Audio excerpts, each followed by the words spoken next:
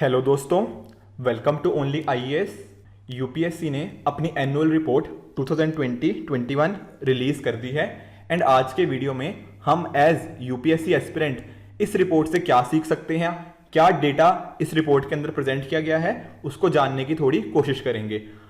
आगे बढ़ने से पहले एक छोटी सी इन्फॉर्मेशन मैं आप सभी को प्रोवाइड करना चाहता हूं, that is regarding the different initiatives जो कि ओनली आईएएस की टीम की तरफ से आप सभी के लिए रन किए जा रहे हैं। पहला कंपोनेंट है रिगार्डिंग प्रीलिम्स क्रैश कोर्स 2022, जिसका हमने नाम दिया है तेजस। अब ये नया बैच 14 मार्च से स्टार्ट हो रहा है, जिसके अंदर आपके लिए 250 प्लस आवर्स के वीडियो लेक्चर, जिसमें सारे के सारे सब्जेक्ट्स कवर होंगे।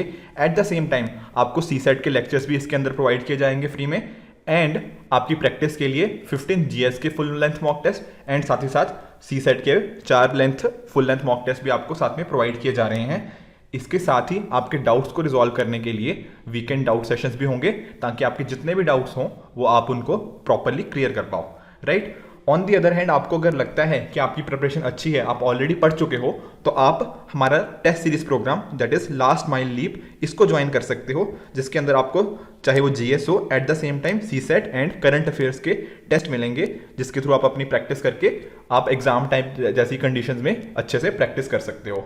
थर्डली, हमारा एक सीसेट का प्रोग्राम है रिगार्डिंग कि किस तरह से आप सीसेट को अच्छे से कर सकते हो। जिन स्टूडेंट्स का सीसेट वीक है वो इस पर्टिकुलर कंपोनेंट को इंश्योर करके देख सकते हैं कि quantitative aptitude, logical reasoning as well reading comprehension को अपने और स्ट्रॉन्ग कर पाएं। इसके साथ ही साथ हर लेक्चर के एंड में आपको कुछ हैंड आउट प्रोवाइड किए जाते हैं, सो दैट आप चेक कर पाओ कि जो आपने पढ़ा है आप उतना कितना इंप्लीमेंट करने में उसमें कितने कैपेबल हो या नहीं, राइट। तो ये थे कुछ हमारे जो कोर्सेज। इसके साथ ही 2022 के स्टूडेंट्स के लिए हमारा प्रारंभ बैच भी लॉन्च हो गया है, एंड जिसके अंदर प्रीलिम्स, मेंस एंड इंटरव्यू यानी कि फुल फ्लेज बिल्कुल बेसिक से लेके बिल्कुल एडवांस तक चलेंगे, एंड हर कंपोनेंट को इसके अंदर अच्छे से कवर किया गया है, चाहे वो स्टडी मटेरियल हो, वीडियो लेक्चर्स हो या फिर टेस्ट सीरीज हो। तो यानी कि एक फुल फ्लेज्ड कोर्स है जो कि प्रारंभ हमारा बैच है, राइट। इस रिगार्डिंग किसी भी डाउट के लिए आप video.onlyis.in पे इस चीज़ को चेक कर सकते हो, या फिर आप मेल भी डाल सकते हो info@onlyis.com, या फिर आप इस दिए हुए कॉन्टैक्ट नंबर पर हमें कॉन्टैक्ट करके अपने डाउट्स को रिजॉल्व भी कर सकते हो। अब एक पॉपुलर क्वेश्चन जो हमेशा स्टूडेंट्स के दिमाग में रहता ही है कि सर कौन सा ऐसा ऑप्शनल है जो सबसे ज़्यादा प्रेफर्ड रहता है, या फिर कौन सा ऐसा ऑप्शनल है जिसकी सक्सेस रेट सबसे ज़्यादा होती है। तो देखो, यूपीएससी के डेटा से ही हम देखते हैं। तो अगर आप इस डेटा को एनालाइज करोगे, कुछ और ऑप्शनल आपको मैं नेक्स्ट स्लाइड्स पे लेकर आया हूं, तो सबसे जो पॉपुलर ऑप्शनल निकल के आया है दैट इज ज्योग्राफी। ज्योग्राफी को नियरली 1916 स्टूडेंट्स ने लिया है, एंड उसमें से 105 स्टूडेंट्स रिकमेंड हुए थे। तो सक्सेस रेट इसकी कितनी बनी? अराउंड 5.5% के करीब, ठीक है। ज्योग्राफी के अलावा मैथमेटिक्स भी अच्छा खासा पॉपुलर ऑप्शनल है विद 539। एंथ्रोपोलॉजी 1189 स्टूडेंट्स ने इसको रिकमेंड अपीयर हुए इसके अंदर, एंड नियरली 9% का इसमें आप सक्सेस रेट देख सकते हो।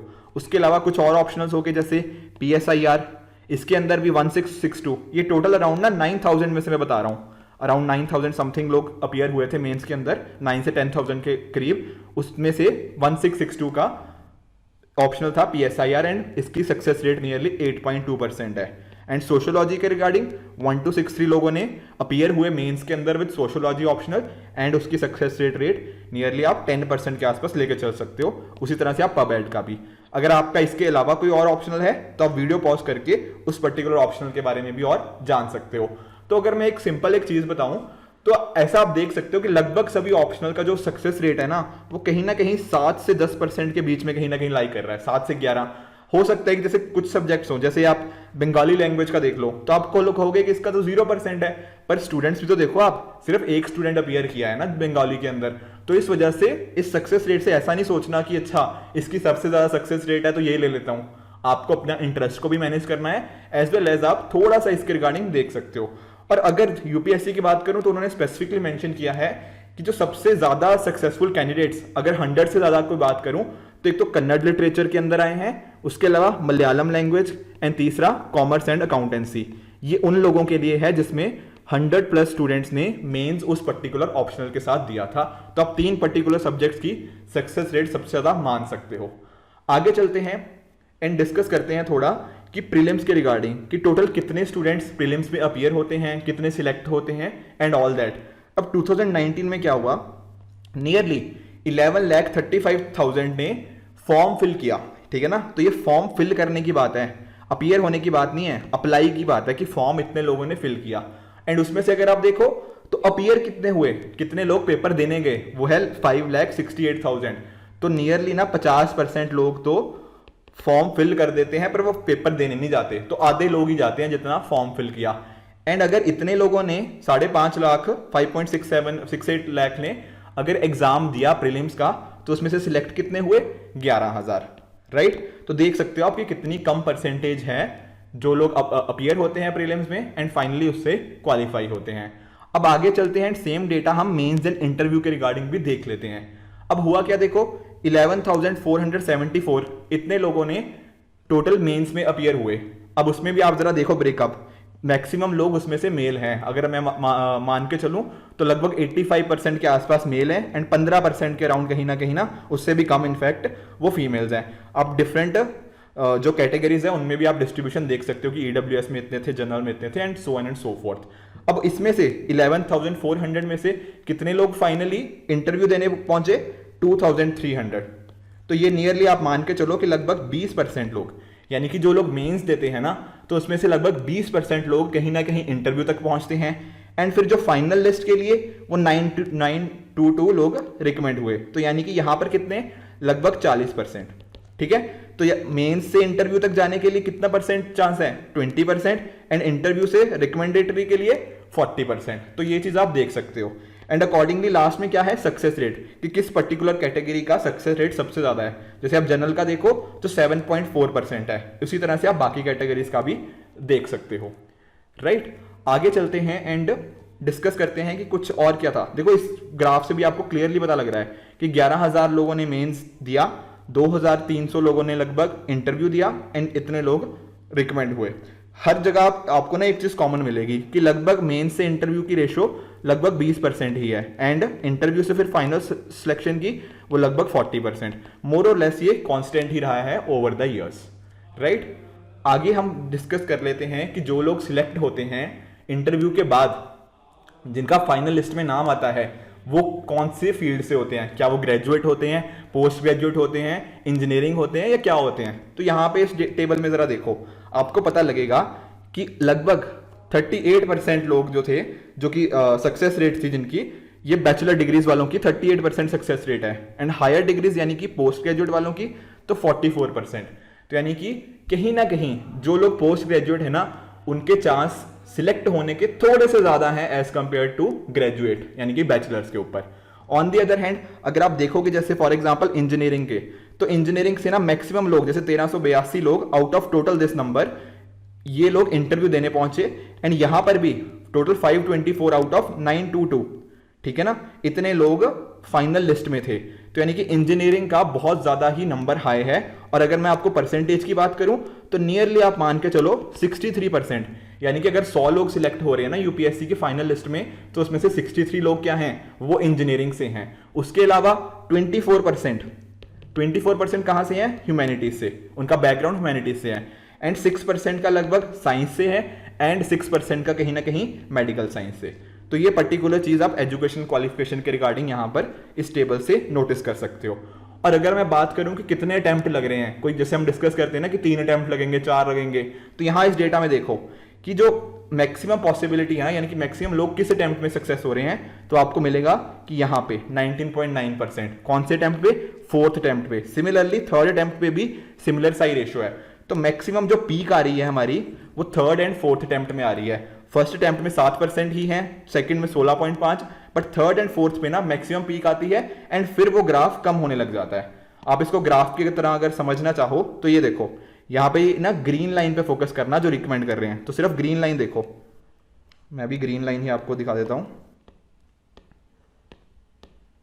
ये देखो, ये जो ग्रीन लाइन चल रही है ना, इसको फोकस करो सिर्फ। तो ग्रीन लाइन से आप देख लोगे कि यहां पर ये वाले एरिया के अंदर पीक आ रही है और वो 3rd एंड 4th अटेम्प्ट ही है। उससे पहले ऐसे बढ़ता है ग्राफ, फिर चलता चलता चलता यहां तक आ जाता है। तो यानी कि मैक्सिमम चांसेस कौन से वाले अटेम्प्ट में है, वो होते हैं 3rd एंड 4th।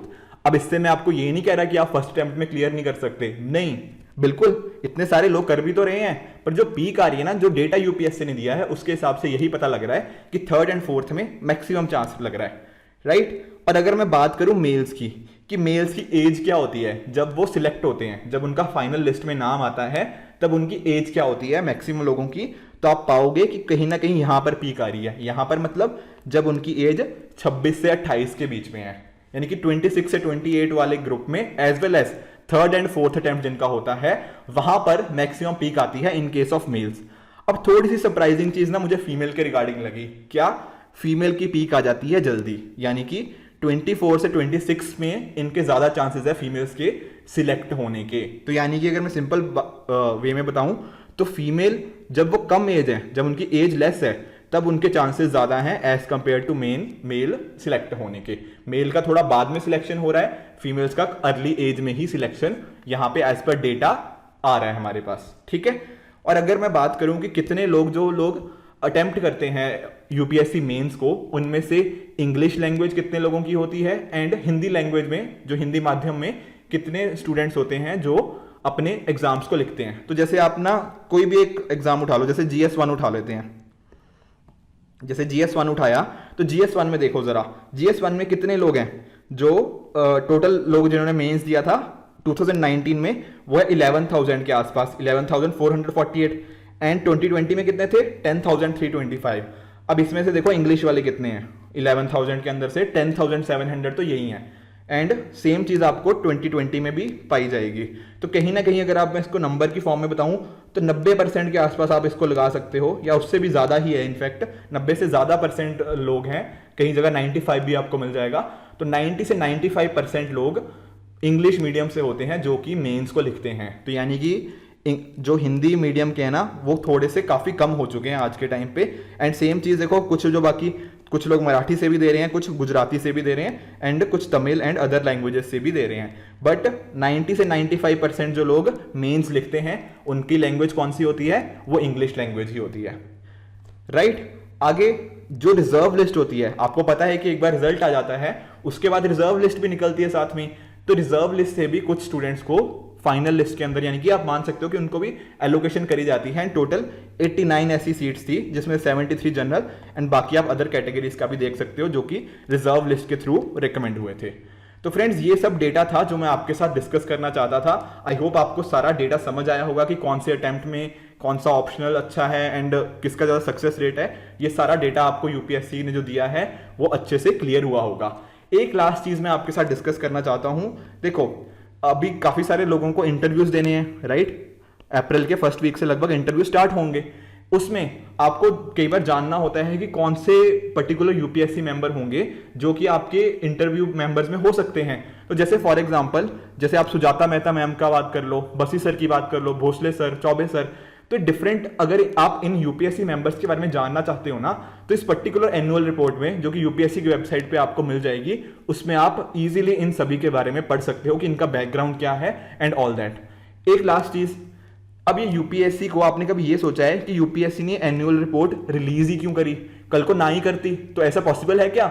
देखो नहीं, अगर आपने लक्ष्मीकांत पढ़ी हो, लक्ष्मीकांत में एक चैप्टर है, कौन सा? यूपीएससी, ठीक है ना। यूपीएससी के ऊपर ऑलरेडी एक चैप्टर है, उसमें ना यूपीएससी के फंक्शंस अगर आप पढ़ोगे तो उस फंक्शंस के अंदर क्लियरली लिखा गया है कि यूपीएससी को हर साल एक रिपोर्ट बनानी है। एंड किसको देनी है? वो देनी है प्रेसिडेंट सब को, ठीक है ना। प्रेसिडेंट साहब को वो प्रेजेंट करनी है। अब प्रेसिडेंट जी क्या करेंगे? इसको पार्लियामेंट के दोनों हाउसेस यानी कि लोकसभा एंड राज्यसभा दोनों के आगे रखेंगे। तो ये पर्टिकुलर चीज कॉन्स्टिट्यूशनली मैंडेटेड है अंडर आर्टिकल 323(1), ठीक है। तो इस वजह से यूपीएससी हर साल इस टाइप की रिपोर्ट के साथ निकलता है। तो आई होप आपको ये पूरा डेटा समझ आया होगा जो एनुअल रिपोर्ट में यूपीएससी ने दिया है, एंड आपको ये वीडियो काफी इंफॉर्मेटिव लगा होगा। तो I hope, thank you very much for this video. Keep working hard, good bye and good luck.